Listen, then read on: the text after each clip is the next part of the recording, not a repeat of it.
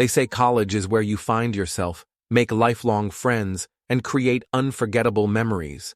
But sometimes, in the forgotten corners of old campuses, you find things that were never meant for you.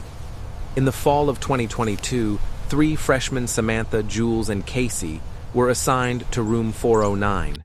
It was tucked at the far end of the East Wing, a dusty, dimly lit hallway that other students rarely used.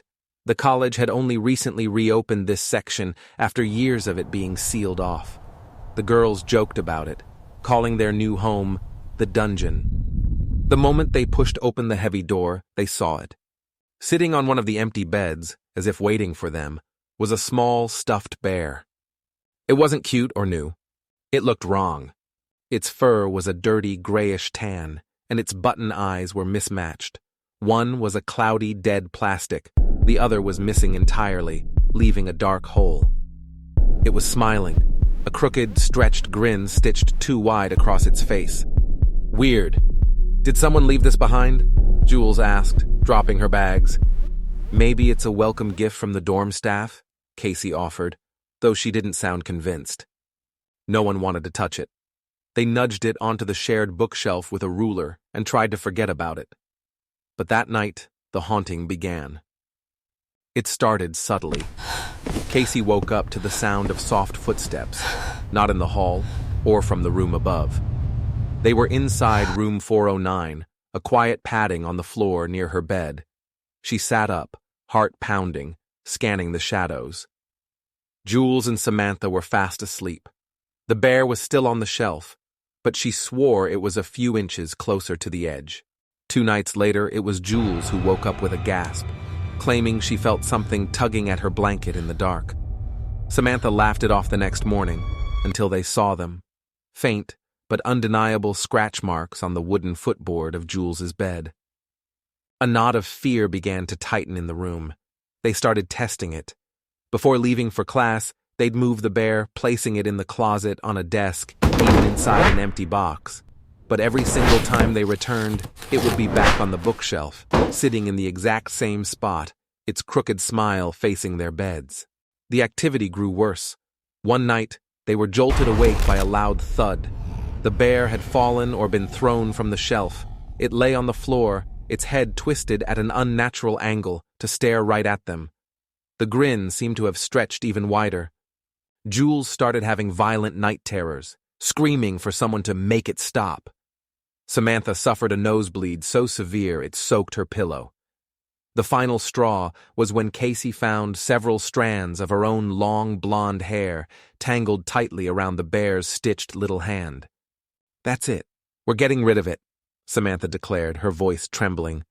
They put the bear in a thick trash bag, tied it shut, and threw it in the large dumpster behind the dorm. They watched the truck haul it away the next morning. They felt a wave of relief. It was gone. Or so they thought. That evening, when they returned from dinner, it was sitting on their doormat. Not a mark on it. Pristine. They were officially terrified. That night, they tried to burn it.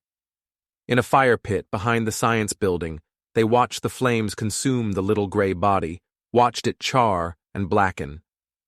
The next morning, it was sitting on Jules' pillow. Desperate for answers, they set up their phones to record the room while they slept. That night, all 3 girls woke up at exactly 3:17 a.m. The air was heavy and freezing cold, thick like cotton, making it hard to breathe. In the morning, they watched the footage. For hours, it was just silent video of them sleeping. Then, they saw it. A dark, indistinct blur crawling slowly, silently, across the floor. It moved toward Jules's bed, and the video glitches, dissolving into static. When the image cleared, the bear was gone from the floor, and Jules was gone from her bed. Her things were still there. Her phone was on the nightstand. Her bed was perfectly made. But Jules had vanished, and sitting directly in the center of her pillow was the plush bear. Its head was tilted, as if curious, waiting. Crying and frantic, Casey grabbed a pair of scissors from her desk. "I saw this in a movie," she sobbed, and sliced open the bear's seam. She reached inside, expecting to pull out cotton stuffing. Instead, her fingers touched paper. She pulled it out. It was a single, crumpled photograph, faded and yellowed with age. Samantha took it from her shaking hands. The photo was of 3 young women, smiling, standing right outside the door to room 409. The clothes they wore were from a different era, maybe decades ago. But their faces were unmistakable. It was Samantha, Casey, and the now missing Jules. Campus police listed Jules as a voluntary missing person. Casey transferred to another dorm that same day, packing in a silent panic and leaving without a word.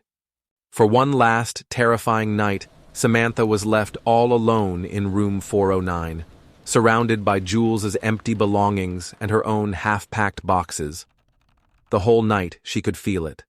The cold, vacant stare of the bear sitting on the empty bed across from her. Its crooked smile pointed right at her. Waiting. The next morning, maintenance staff arrived to seal the room, officially citing renovations. Samantha was gone. And so was the bear. Be careful what you find in your new room. In some places, the danger isn't what's hiding in the closet or behind the door. It's what's been left out in the open, waiting just for you.